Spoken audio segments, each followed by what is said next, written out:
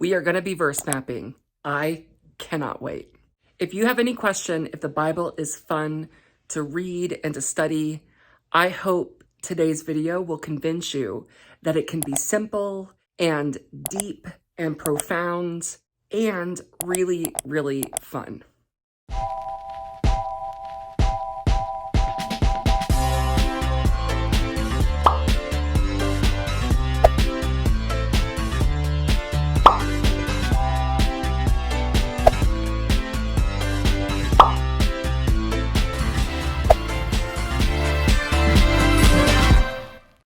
Okay, we've got a little bit of a new setup. So you are looking at my iPad screen as I am looking at my iPad screen. As I am writing a smiley face, you should be seeing a smiley face because we've got lots of writing and words to do, but I also want to try to keep it simple. So I'm going to give it my best shot. If you've been around here for any amount of time, you know that I have been in a season of lament. If you're unfamiliar with that term, it is a biblical term for the most part. It is about expressing to God feelings of suffering, grief, anger, basically anything that is negative, and it is doing three things. I really want to quiz you because I'm like a first grade teacher. I hope you know them. The first one is expressing to God a complaint.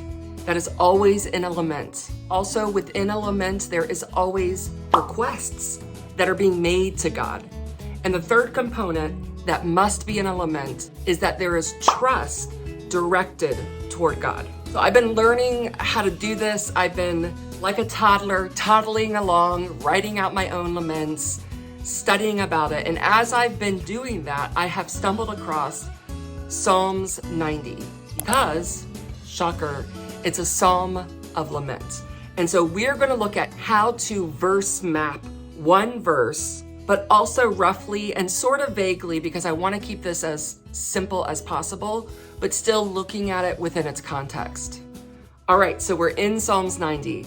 I'm going to just take a look at this and make a couple observations. Number one, I see that Psalms 90 is a prayer of Moses, the man of God. I couldn't fit the whole psalm onto the screen, so let's flip to the last section of this psalm. I want to show you really quickly where we see complaint, request, and trust. That's how I knew this was a lament. Let's first look for the complaint. I'll start with verse 9. And I'm skipping around in here. This is just to show you. I'm not doing a full look at the whole chapter, just to give you just a little idea. We've got all of our days pass away under your wrath. Sounds like a complaint. We finish our years with a moan. Our days come to 70 years or 80, if our strength endures, yet the best of them are full of troubles and sorrows. So Moses is saying, he's praying this to God, this complaint of like, you've given us 70 or 80 years, and those years, the best of them are full of sorrow and trouble. So here we see clearly, we see a complaint. The next thing we're looking for is a request. And that's relatively easy to find. A lot of times you can quickly look for questions. Relent, Lord, how long will it be? Have compassion on your servants. So we see here, we have a request. I'm gonna flip back to the start, and we're gonna find trust right up at the top, just to give you a little taste of what it sounds like.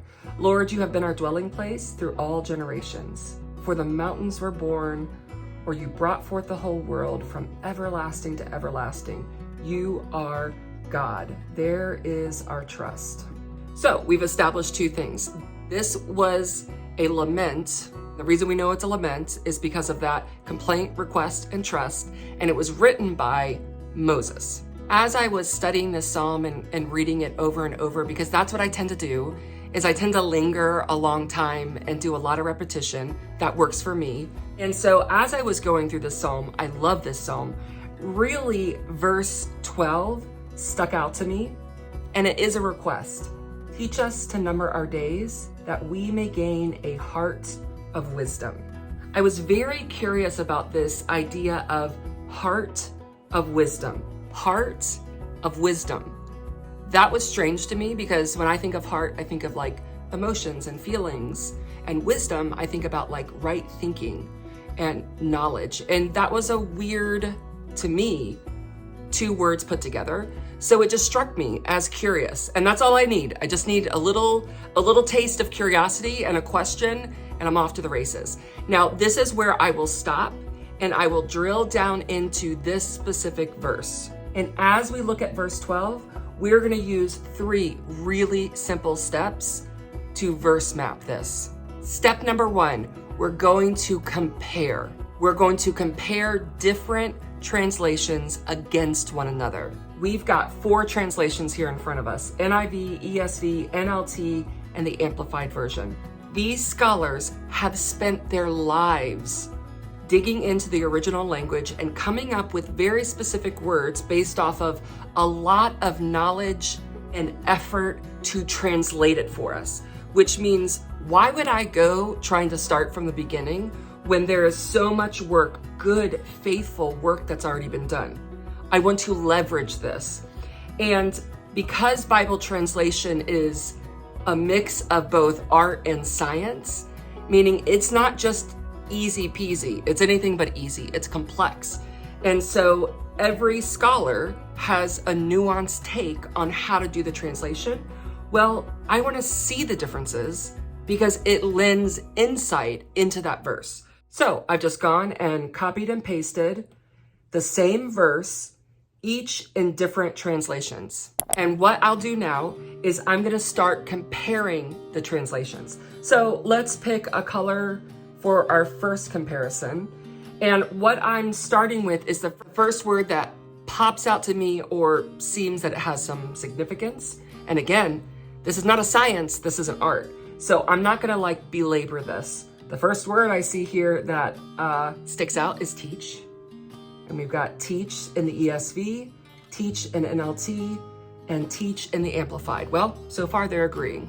I'll pick blue for our next segments.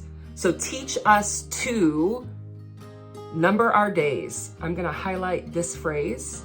ESV, same thing as NIV, number our days. Whoop, NLT, we've got something different. We've got to realize the brevity of life. And then for Amplified, we've got, again, number our days. So really, NLT is the only one that is distinguishing, and they're doing more of the hard work of the translation. They're bringing it down a level from number our days to realize the brevity of life. So thanks, NLT. Let's pick our next color, whatever color, doesn't matter.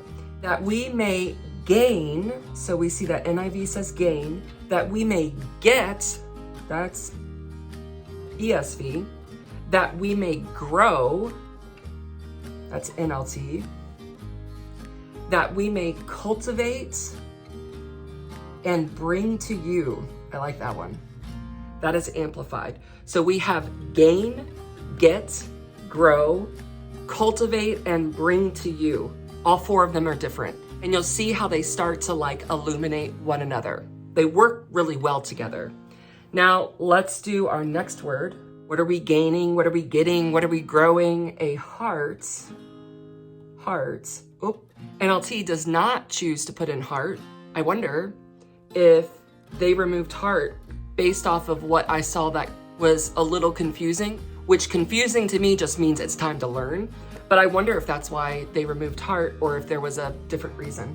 But we also see Amplified chooses to leave heart in there as well. Now we'll do our very last one. We'll pick green. A heart of what? A heart of wisdom. Wisdom, wisdom, wisdom across all 4. Okay, so now we've done our comparison. Most likely, this would be it. All that I would do for the day is I'm just looking over it, I'm rereading it, I'm looking between the words, I'm taking great joy and delight in it. I'm like, wow, this is fascinating and wonderful. And then I just close the Bible. Well, really, I close my iPad, and that's it. This does not have to be all done in one sitting. On the contrary, now I get to think, why the heck did NLT not have heart? Why did Amplify use this word cultivate and bring to you? Specifically, that's different. Bring to God, that capital U as in bring back to you God, this heart of wisdom. Well, that's different than gaining a heart of wisdom. So it gives me time to think. Okay, this is weird, but hang with me. There's a reason I'm doing this. I am editing and I am in my nightgown, which is probably way too much information, but I didn't want you just staring at a blank screen. So here I am in cartoon form. I have decided to keep this really short and simple. Trust me, you're gonna thank me. So this week we are only doing step 1, which was compare, and next week we're gonna do step 2. I'm not gonna tell you what that one is though. What I'm thinking in real time is, who in the world is still watching this? If you are, please leave a comment below, because I just kind of can't believe it. If this is after March 13th, you are in luck. Step 2 video is already done and waiting for you. If this is before March 13th, well, that's bad news, because you're gonna have to wait 7 days. But as I always tell you, I am committed to being here every single Sunday at 2 p.m. for the year of our Lord, 2022, I will be here. And quite frankly, I could possibly get behind this cartoon thing. See you next week.